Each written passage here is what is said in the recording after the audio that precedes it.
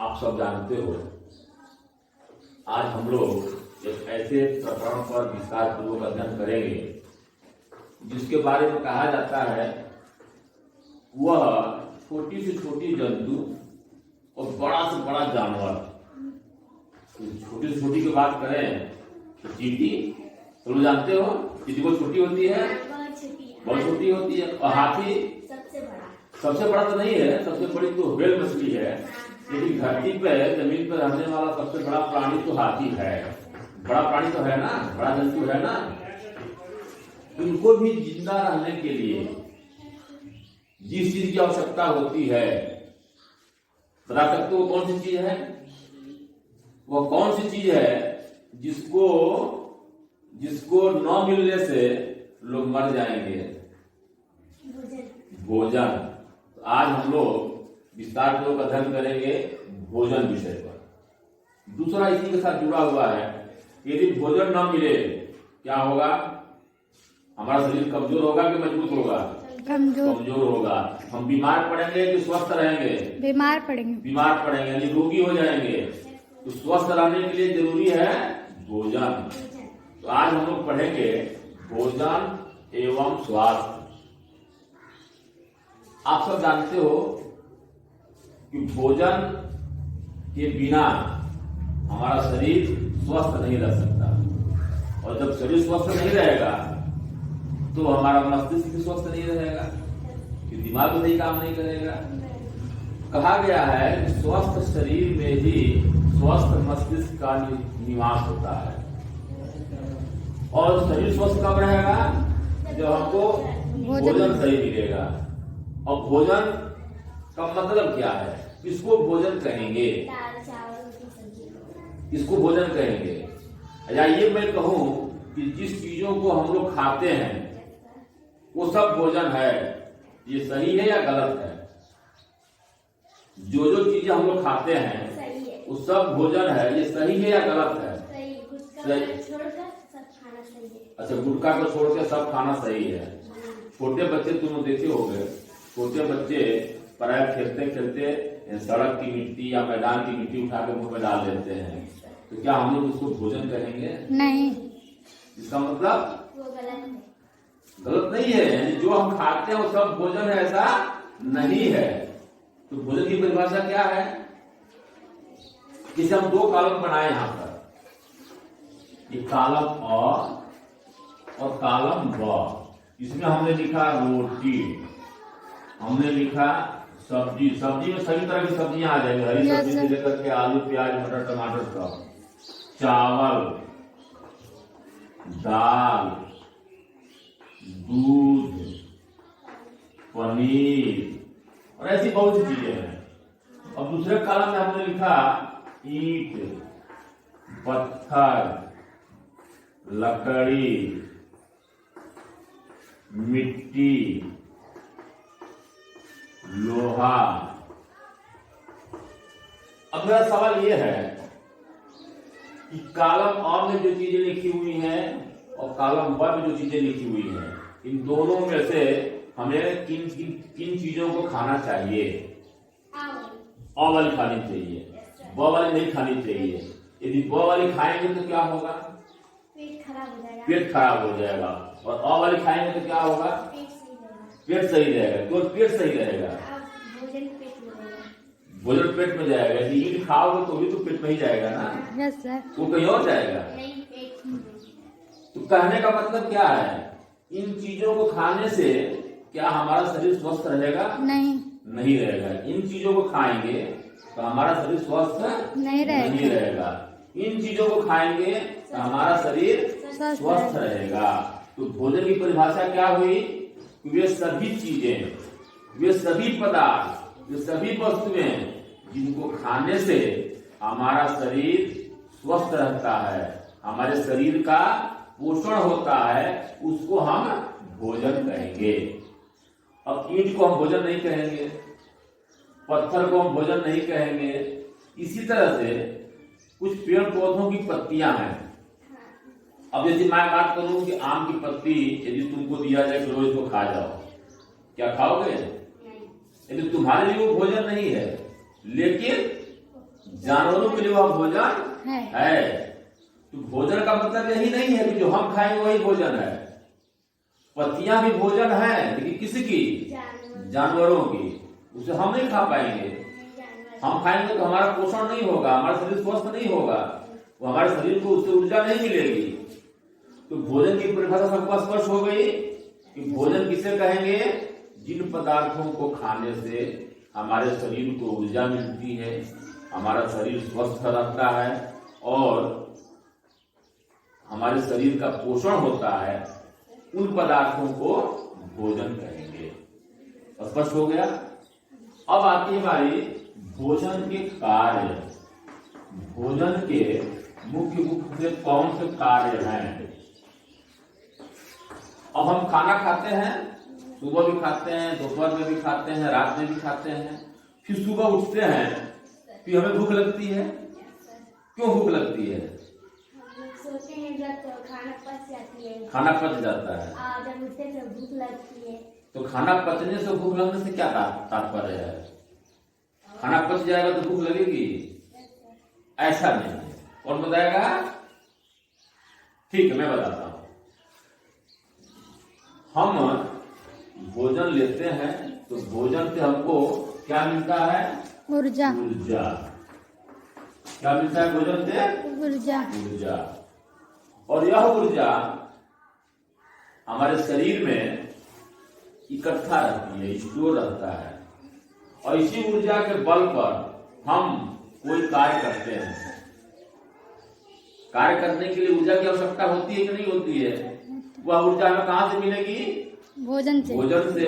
और भोजन नहीं करेंगे तो हमें ऊर्जा मिलेगी नहीं। हम थक जाएंगे, कमजोर हो जाएंगे, बीमार हो जाएंगे और एक दिन खत्म हो जाएंगे। तो भोजन से हमको ऊर्जा मिलती है और इसी ऊर्जा के कारण हम कोई कार्य कर पाते हैं। अब कार्य का मतलब क्या है? मैं बोल रहा हूं, ये कार्य है। चल रहा हूं, कार्य है। तुम सुन रहे हो, ये भी कार्य है। और यदि कार्य करते हुए ऊर्जा खर्च नहीं होगी तो तुमको भूख प्यास नहीं लगेगी। अब ये दुखना है, यह हम ध्यान देंगे कि हम सुबह भी खाए, दोपहर में भी खाए, रात में भी खाए, फिर सो गए, फिर सुबह उठे, फिर हमको भूख लग गई। तो रात में कौन सा काम किए? कोई कार्य किए? तो फिर क्यों भूख लगी? भूख तभी लगती है जब हमारे शरीर में ऊर्जा की कमी हो जाती है। तो रात भर हम सोए हैं, फिर सुबह हमें भूख क्यों लग गई? नींद में।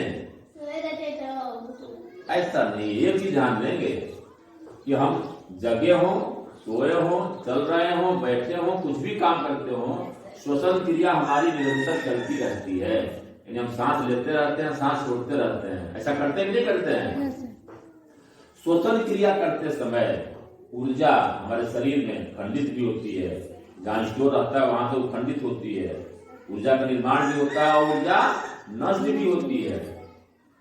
यदि सोते समय ऊर्जा नष्ट नहीं होती तो हमको सुबह भूख नहीं लगती। समझा की बात ना? सुबह हमको भूख नहीं लगती। सुबह भूख लगने का मतलब यह है कि हमने रात भर श्वसन क्रिया किया है, श्वसन क्रिया में ऊर्जा नष्ट हुई है, खर्च हुई है, और सुबह जब हम उठे हैं तो ऊर्जा हमारे शरीर में कमी हुई ऊर्जा की और हमको भूख की अनुभूति हुई। फिर हम कुछ खा लेते हैं, फिर ठीक हो जाते हैं, फिर कुछ काम करते हैं। फिर जब काम करते करते ऊर्जा खर्च होती है, फिर हमको लगता है कि नहीं हमें भोजन लेना है, हमें पानी लेना है, फिर हम लेते हैं और फिर हमको काम करने की आजादी मिल जाती है।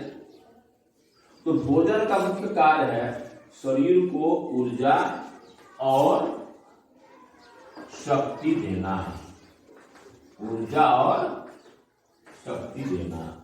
दूसरा कार्य क्या है? सब लोग जानते हो, हमारे शरीर का तापमान कितना होता है? 37 डिग्री सेल्सियस। यदि फ़ारेनहाइट में कहें तो 98.6 डिग्री फ़ारेनहाइट। डॉक्टरों के हिसाब से शरीर का तापमान फ़ारेनहाइट में ही नापा जाता है। ताप मापने की 3 इकाइयां हैं, डिग्री सेल्सियस, डिग्री फ़ारेनहाइट और तीसरा है डिग्री केल्विन। जब डॉक्टर बताता है कि भाई फला रोगी है, इसके शरीर का तापमान यानी बुखार 102 डिग्री है, ऐसे ही बोलता है ना, वो 102 डिग्री फ़ारेनहाइट या 102 डिग्री सेल्सियस नहीं बोलता है।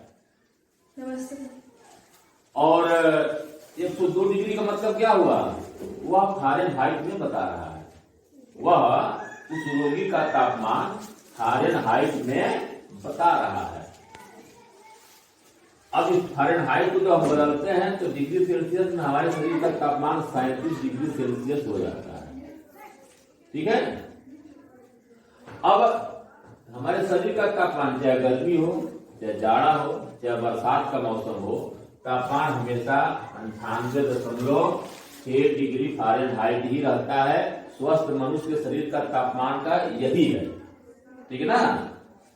जब हम अस्वस्थ होते हैं, बीमार होते हैं, तो हमारे शरीर का तापमान कम भी हो सकता है, अधिक भी हो सकता है। ठीक है ना। जब अधिक होता है तो कहते हैं कि हमें बुखार है, और डॉक्टर के यहाँ जाते हो तो डॉक्टर थर्मामीटर लगा करके नाप के बताता है ना कि भैया देखो इनको तो 100 डिग्री, कितनी बोलता है, 100 डिग्री बुखार है, ऐसा बोलता है ना। लेकिन हम समझ जाएंगे कि 100 डिग्री का मतलब उसका है 100 डिग्री फ़ारेनहाइट। चलो बोलो 100 डिग्री फ़ारेनहाइट। हमारे शरीर का तापमान कितना होता है, 98.6 डिग्री फ़ारेनहाइट। बोलो 98.6 डिग्री फ़ारेनहाइट। 98.6 degree Fahrenheit. जो शून्य की तरह लिखा हुआ है ऊपर में, ये डिग्री है, अंश है, अंश। यह का मतलब फ़ारेनहाइट। 98.6 डिग्री फ़ारेनहाइट या अंश फ़ारेनहाइट, ये भी कह सकते हैं। हिंदी में कहना हो तो अंश कहेंगे, अंग्रेजी में कहना तो डिग्री कहेंगे। तो पहला काम है भोजन का हमारे शरीर को ऊर्जा और शक्ति देना। दूसरा कार्य है शरीर का तापमान नियंत्रित करना। यदि हम खाना नहीं खाएंगे तो बीमार पड़ेंगे, और बीमार पड़ेंगे तो शरीर का तापमान बढ़ेगा। ठीक है ना। शरीर का तापमान इतना नहीं रहेगा, बढ़ेगा। तीसरा काम क्या है, हमारे शरीर को, शरीर की मांसपेशियों को मजबूती प्रदान करना। शरीर की मांसपेशियों को मजबूती प्रदान करना, यानी मांसपेशियों को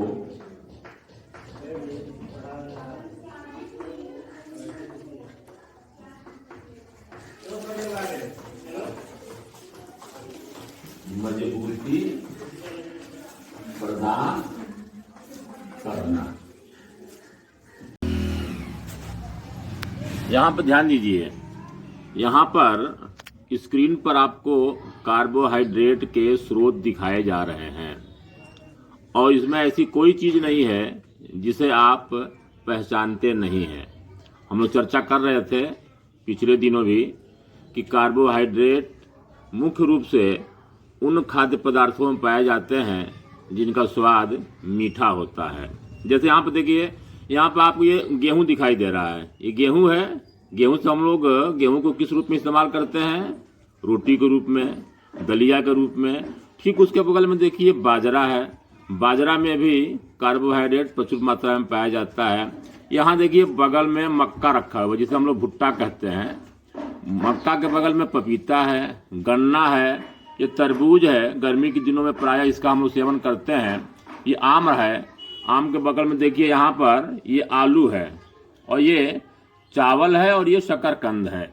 और लगभग मैं समझता हूँ कि इसमें सभी चीज़ों का सेवन हम सब लोग किसी न किसी सीजन में अवश्य करते हैं। यानी इन सब चीज़ों का सेवन करके हम अपने शरीर में कार्बोहाइड्रेट की आपूर्ति कर लेते हैं।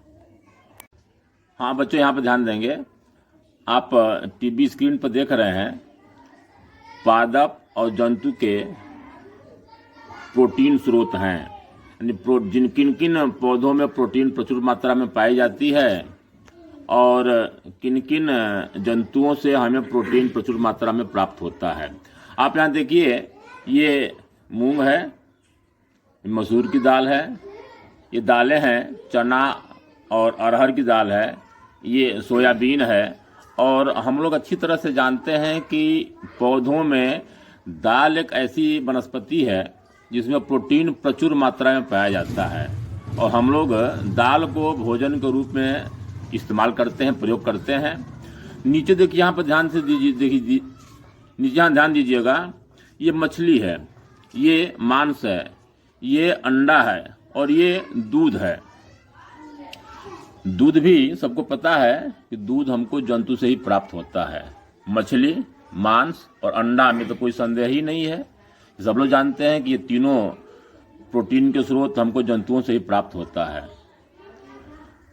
दूध अपने आप में एक संतुलित भोजन है।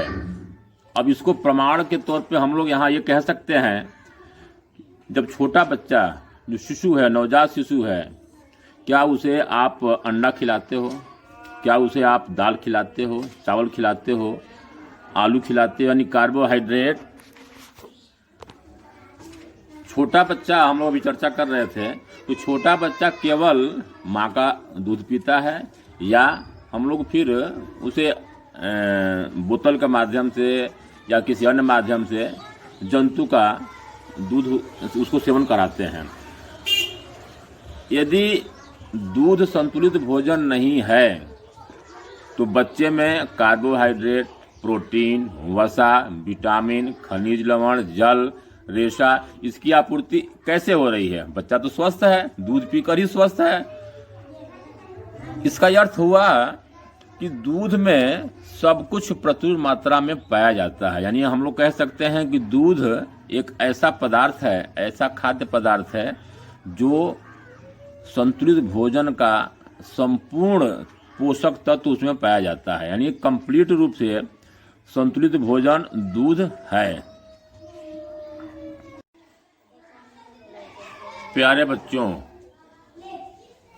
आप देख रहे हो, ये हमारी भोजन की थाली है, और इस थाली में हम ये देखेंगे कि हमारी थाली में संतुलित भोजन के सभी मुख्य पोषक तत्व या मुख्य आहार उपस्थित है या नहीं है। आप ध्यान देंगे, इसमें किनारे की तरफ आप यहाँ देखेंगे, ये रोटी है, सबको जानकारी है, ये रोटी है। और रोटी में संतुलित भोजन का कौन सा पोषक तत्व पाया जाता है, आप सब अच्छी तरह से जानते हो। बताओ, कौन बताएगा? रोटी में कौन सा पोषक तत्व पाया जाता है? कार्बोहाइड्रेट। बहुत सही जवाब दिया आपने। और देखो, यहाँ पे हम और ध्यान देंगे, ये सब्जी है, ये सब्जी है, दही है और ये सलाद है। अब हमको यहाँ ये देखना है कि जो भोजन के मुख्य पोषक तत्व हैं, जैसे कार्बोहाइड्रेट, प्रोटीन, वसा, विटामिन, खनिज लवण, जल और रेशा, तो इसमें से हमारी थाली में क्या क्या चीजें मौजूद हैं? तो ये रोटी है, रोटी में कार्बोहाइड्रेट है, सबको जानकारी हो गई। सब्जी है, सब्जी में खनिज लवण है, और इसमें क्या है? सब्जी में सबको पता है कि सब्जी बनाते समय हम वसा का इस्तेमाल करते हैं, यानी तेल का इस्तेमाल करते हैं। तेल, घी, रिफाइंड, जो भी तैलीय पदार्थ है उसका हम लोग प्रयोग करते हैं। उसके माध्यम से हम ये कह सकते हैं कि सब्जी में वसा की कुछ न कुछ मात्रा मौजूद है। हरी सब्जी है, हरी सब्जी में खनिज लवण प्रचुर मात्रा में पाया जाता है। आप उसके ठीक बगल में देखिए, ये सलाद रखा हुआ है, और हम लोग चर्चा कर रहे हैं कि सलाद में रेशा पर्याप्त मात्रा में पाया जाता है। यानी जब भी हम खाना खाएं तो खाने की थाली में सलाद निश्चित रूप से शामिल किया जाए। आप देखिए, दही है, ये सब्जी है, और इस सब्जी में आपको दिखाई दे रहा होगा, इसमें पनीर का टुकड़ा दिखाई दे रहा है। तो पनीर किस चीज का मुख्य स्रोत है? प्रोटीन का। तो हम ये कह सकते हैं कि देखिए, ये कार्बोहाइड्रेट है, यहाँ प्रोटीन है। यदि पनीर नहीं होता तो हम लोग प्रोटीन को प्राप्त करने के लिए दाल का प्रयोग करते हैं। ये हरी सब्जी है, हरी सब्जी में सब्जी के माध्यम से हमें वसा की पूर्ति हो रही है, और साथ ही साथ खनिज लवण की पूर्ति हो रही है। यहाँ से हमको रेशा मिल गया। अब एक चीज की यहाँ कमी हम लोग को दिख रही है,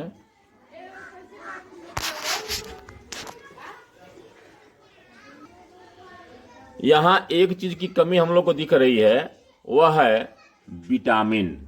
और विटामिन सबको पता है कि विटामिन प्रचुर मात्रा में फलों में पाया जाता है। इसका मतलब ये हुआ कि हम जब भी खाना खाएं तो विटामिन के रूप में फलों का सेवन अवश्य करें, यानी फल को भी शामिल करें अपनी थाली में।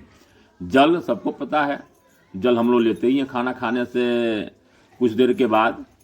तो इस तरह से हम लोग कह सकते हैं कि हमारी ये थाली है, यह संतुलित भोजन के रूप में हमारे सामने रखी हुई है।